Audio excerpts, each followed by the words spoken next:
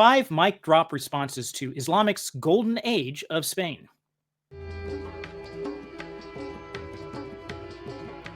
Al-Andalus, or Muslim Spain, between the 8th and 15th centuries, is often celebrated as a golden age for all inhabitants, including Muslims, Christians, and Jews. Here are 5 key responses to talking points that highlight this period as a harmonious and prosperous era for all. Number 1, religious tolerance and coexistence. Al-Andalus, renowned for its culture of coexistence, where Muslims, Christians, and Jews live together, sharing knowledge and cultural experiences. This period, known as convivencia, fostered mutual respect and collaboration among the 3 Abrahamic faiths. The celebrated convivencia was a myth, as the Dhimmi system, mandated by Quran 929 and enforced through the Pact of Umar, ensured that non-Muslims were legally subjugated and humiliated rather than truly equal. The Pact of Umar explicitly decreed that non-Muslims must wear distinguishing garments and live segregated lives, a measure designed to perpetuate their second-class status. Even during periods lauded for religious tolerance, the forced public payment of the Jizya and other humiliating rites revealed a system of coexistence maintained by oppression, not equality. Number 2, scientific and cultural advancements. The era witnessed significant contributions to various fields, including astronomy and mathematics, medicine and philosophy. Scholars like Averroes and Avicenna made groundbreaking advancements in both Islamic and Western thought.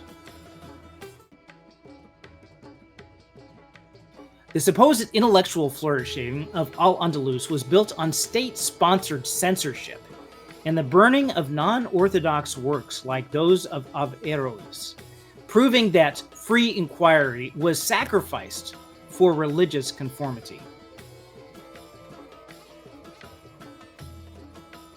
While modern narratives extol the era's scientific achievements, in reality, innovation was curtailed by an overbearing orthodoxy that distorted and sanitized ancient knowledge to fit Islamic dogma.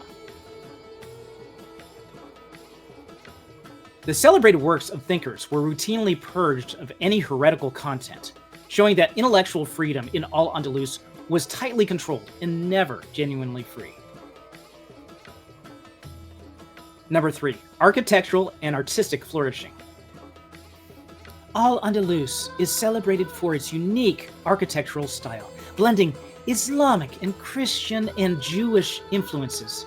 Iconic structures like the Alhambra in Granada and the Great Mosque in Cordoba exemplify this rich cultural heritage.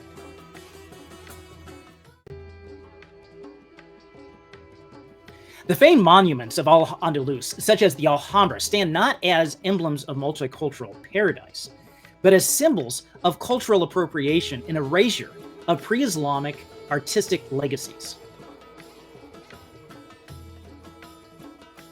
Architectural achievements were built upon the exploitation of subjugated peoples, with forced labor underpinning even the most celebrated structures. The art and aesthetics of Al-Andalus were not the product of open cultural exchange, but of a carefully managed image meant to impose Islamic identity while suppressing indigenous traditions. Number 4, economic prosperity and trade. The region thrives economically due to its strategic location, facilitating trade between Europe and Africa and the Middle East.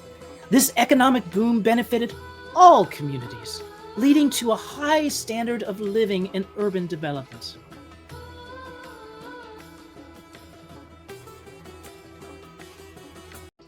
What was labeled as economic prosperity was in fact underpinned by the systematic exploitation of non-Muslims through oppressive Jizya, mafia-style protection money, and rampant slave trading, as justified by Quran 929 and noted by chroniclers like Ibn Khaldun.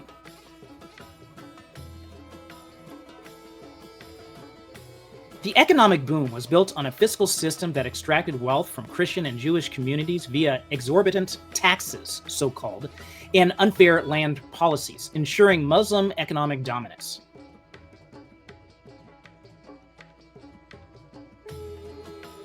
Trade and commerce in Al-Andalus were not mutual enterprises among equal partners, but structured to privilege Muslims, leaving non-Muslims mired in poverty by design.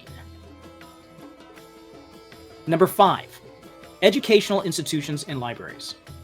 Al-Andalus was home to renowned educational centers and libraries, such as the Library of Al-Hakam II in Cordoba. These institutions were open to scholars of all faiths, promoting a culture of learning and intellectual exchange.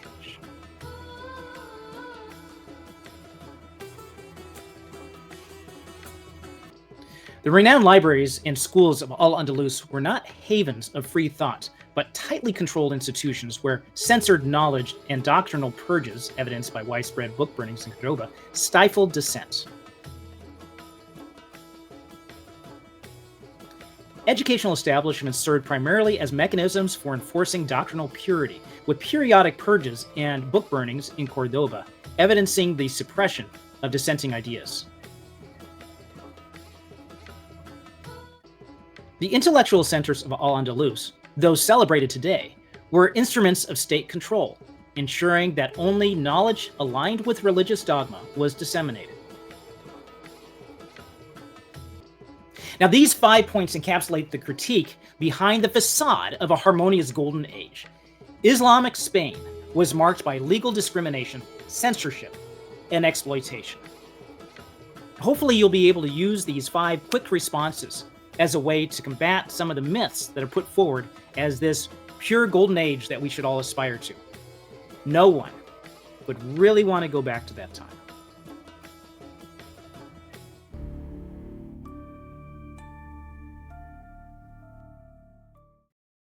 Oh, and in case I don't see you, good afternoon, good evening, and good night.